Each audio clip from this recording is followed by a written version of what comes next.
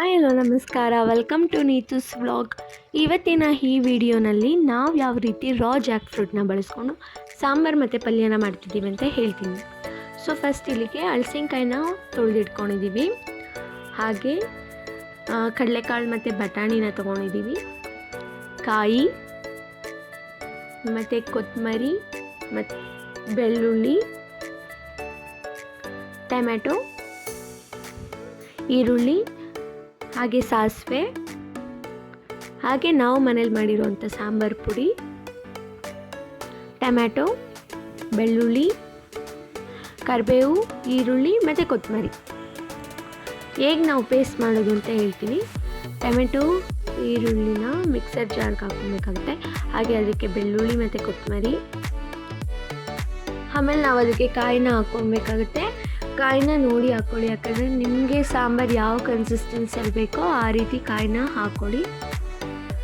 ಹಾಗೆ ಹುಣಸೆಹಣ್ಣು 3 ಸ್ಪೂನು ಖಾರದ ಪುಡಿ ಹಾಕ್ಕೊಂಡು ಗ್ರೈಂಡ್ ಮಾಡ್ಕೊಬೇಕಾಗುತ್ತೆ ನೀಟಾಗಿ ಪೇಸ್ಟ್ ಆಗೋ ರೀತಿಲಿ. ನಾವು ಈ ಸಾಂಬಾರನ್ನ ಕುಕ್ಕರಲ್ಲೇ ಮಾಡ್ಕೊಬೇಕಾಗುತ್ತೆ. ಸೊ ಫಸ್ಟ್ ನಾವು ಎಣ್ಣೆ ಹಾಕ್ಕೊಂಡು ಅದಕ್ಕೆ ಸಾಸಿವೆ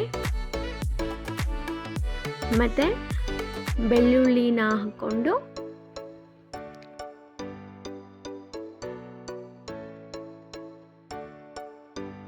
ಹಾಗೆ ಕರಿಬೇವನ್ನ ಹಾಕ್ಕೊಂಡು ನೀಟಾಗಿ ಫ್ರೈ ಮಾಡ್ಕೊಬೇಕಾಗುತ್ತೆ.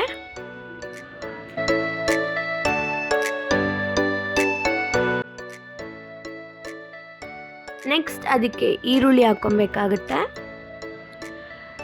ಈರುಳ್ಳಿ ಹಾಕ್ಕೊಂಡು ನನ್ನ ತಕ್ಷಣ ಅದಕ್ಕೆ ಸ್ವಲ್ಪ ಉಪ್ಪು ಹಾಕ್ಕೊತೀನಿ, ಯಾಕಂದರೆ ಅದು ಬೇಗ ಫ್ರೈ ಆಗಲಿಕ್ಕೋಸ್ಕರ.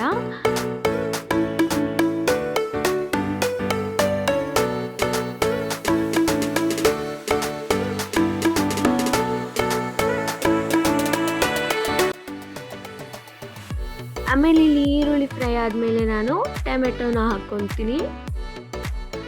ಇಲ್ಲಿ ಟೊಮೆಟೊ ಹಾಕ್ಕೊಂಡ್ಮೇಲೂ ಅಷ್ಟೇ ನಾನು ಅದಕ್ಕೆ ಸ್ವಲ್ಪ ಉಪ್ಪು ಹಾಕ್ಕೊತೀನಿ, ಯಾಕಂದರೆ ಬೇಗ ಒಂದು ಸ್ವಲ್ಪ ಫ್ರೈ ಆಗಲಿ ಅನ್ನೋ ಕಾರಣಕ್ಕೆ.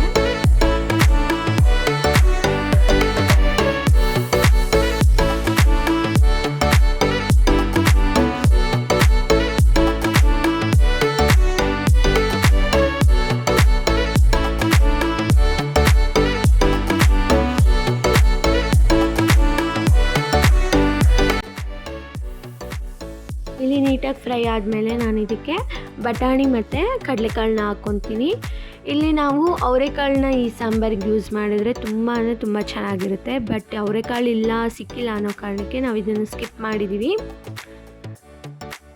ಅದು ನೀಟಾಗಿ ಫ್ರೈ ಮಾಡ್ಕೊಂಡಾದ್ಮೇಲೆ ಅದಕ್ಕೆ ಹಲಸಿನಕಾಯಿನ ಹಾಕ್ಕೊಬೇಕಾಗುತ್ತೆ.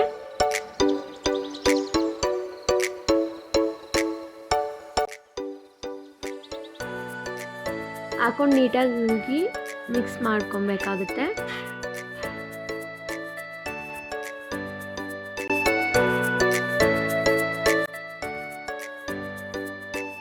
ಮಿಕ್ಸ್ ಮಾಡ್ಕೊಂಡಾದ್ಮೇಲೆ ನಾವಿಲ್ಲಿ ಕಲ್ಲುಪ್ಪನ್ನ ಬಳಸ್ತಿದ್ದೀವಿ. 2 ಟೇಬಲ್ ಸ್ಪೂನ್ ಕಲ್ಲುಪ್ಪನ್ನ ಇವಾಗಲೇ ಹಾಕ್ಕೊಂಡಿದ್ದೀವಿ ನಾವು ಫ್ರೈ ಮಾಡಬೇಕಾದ್ರೇ.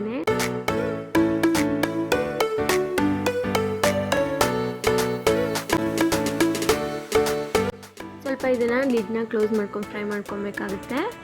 ಆಮೇಲೆ ನೋಡಿ ಒಂದು ಸ್ವಲ್ಪ ಎಲ್ಲನೂ ಬೆಂದಿದೆ ಲೈಟಾಗಿ ಅಂದಾಗ ಇದಕ್ಕೆ ನಾವು ಏನು ಪೇಸ್ಟ್ ಮಾಡಿ ಇಟ್ಕೊಂಡಿದ್ವಲ್ಲ ಖಾರ, ಅದನ್ನು ಹಾಕ್ಕೊಂಡು ನೀಟಾಗಿ ಮಿಕ್ಸ್ ಮಾಡ್ಕೊಬೇಕಾಗುತ್ತೆ. ಸ್ವಲ್ಪ ನೀರು ಹಾಕ್ಕೊಂಡು ಇದಕ್ಕೆ ಸ್ವಲ್ಪ ನೀರು ಹಾಕ್ಕೊಂಡು ಅದನ್ನು ಒಂದು 5 ನಿಮಿಷ ಬೇಯೋದಕ್ಕೆ ಬಿಡಿ. ಇಲ್ಲಿ ಖಾರ ಎಲ್ಲ ನೀಟಾಗಿ ಬೆಂದಿದೆ ಅಂದಾಗ ಲಿಡ್ನ ಕ್ಲೋಸ್ ಮಾಡಿಕೊಂಡು 3 ರಿಂದ 4 ವೀಸಲ್ ಆಗೋಷ್ಟು ಕೂಗಿಸ್ಕೊಬೇಕಾಗುತ್ತೆ. ಸೊ ಅಲ್ಲಿಗೆ ಸಾಂಬಾರು ರೆಡಿ ಆಗುತ್ತೆ. ಫುಲ್ ನೋಡಿ, ಅಲ್ಲಿ ಹಲಸಿನಕಾಯಿ ಆಗಿರ್ಬೋದು ಮತ್ತು ಕಡಲೆಕಾಳು, ಬಟಾಣಿ ಅವೆಲ್ಲ ನೀಟಾಗಿ ಇಲ್ಲಿ ಬೆಂದಿದೆ. ಸೊ ಅಲ್ಲಿ ಸಾಂಬಾರು ರೆಡಿ ಆಗುತ್ತೆ. ಸೊ ಇವಾಗ ಹೇಗೆ ನಾವು ಪಲ್ಯ ಮಾಡೋದಂತ ಹೇಳ್ತೀನಿ. ಸಾಂಬಾರು ಒಳಗಡೆ ಇರುವಂಥ ಹಲಸಿನಕಾಯಿ, ಬಟಾಣಿ, ಕಡಲೆಕಾಳನ್ನೆಲ್ಲ ನಾವು ಬೇರೆ ಕಡೆ ಶಿಫ್ಟ್ ಮಾಡ್ಕೊಬೇಕಾಗುತ್ತೆ ನೀಟಾಗಿ ತೆಗೆದು. ಒಂದು ಬಾಣಲಿಗೆ ಎಣ್ಣೆ ಹಾಕ್ಕೊಂಡು ಸಾಸಿವೆ, ಕರಿಬೇವು,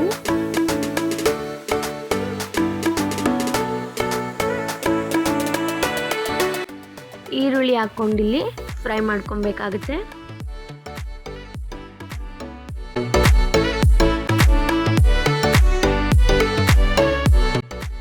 ಇಲ್ಲಿ ನೀಟಾಗಿ ಈರುಳ್ಳಿ ಫ್ರೈ ಆಗಿದೆ ಅಂದಾಗ ನಾವೇನು ಸಾಂಬಾರಿಂದ ತೆಗ್ದಿಟ್ಕೊಂಡಿದ್ವಲ್ಲ ಹಲಸಿನಕಾಯಿ ಕಡಲೆಕಾಯಿ ಎಲ್ಲ ಅದೆಲ್ಲ ಪೂರ್ತಿ ಹಾಕ್ಕೊಂಡು ಮಿಕ್ಸ್ ಮಾಡ್ಕೊಬೇಕಾಗುತ್ತೆ.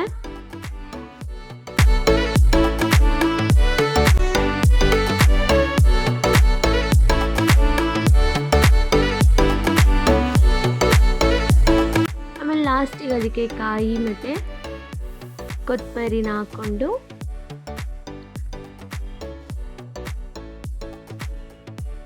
ನೀಟಾಗಿ ಮಿಕ್ಸ್ ಮಾಡಿಕೊಂಡು ಫ್ರೈ ಮಾಡ್ಕೊಬೇಕಾಗುತ್ತೆ.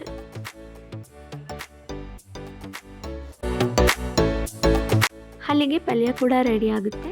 ಸೊ ನೋಡಿದ್ರಲ್ಲ, ಹಲಸಿನಕಾಯಿನ ಬಳಸ್ಕೊಂಡು ಸಾಂಬಾರು ಮತ್ತು ಪಲ್ಯನ ಹೇಗೆ ಕ್ವಿಕ್ಕಾಗಿ ಈಸಿಯಾಗಿ ಮಾಡ್ಬೋದು ಅಂತ. ಈ ನನ್ನ ರೆಸಿಪಿ ನಿಮಗೆ ಇಷ್ಟ ಆಗಿದ್ದರೆ ನೀವು ಒಂದು ಸಲ ಟ್ರೈ ಮಾಡಿ. ಹಾಗೆ ನನ್ನ ಚಾನಲ್ನ ಲೈಕ್ ಮಾಡಿ, ಶೇರ್ ಮಾಡಿ, ಸಬ್ಸ್ಕ್ರೈಬ್ ಮಾಡಿ.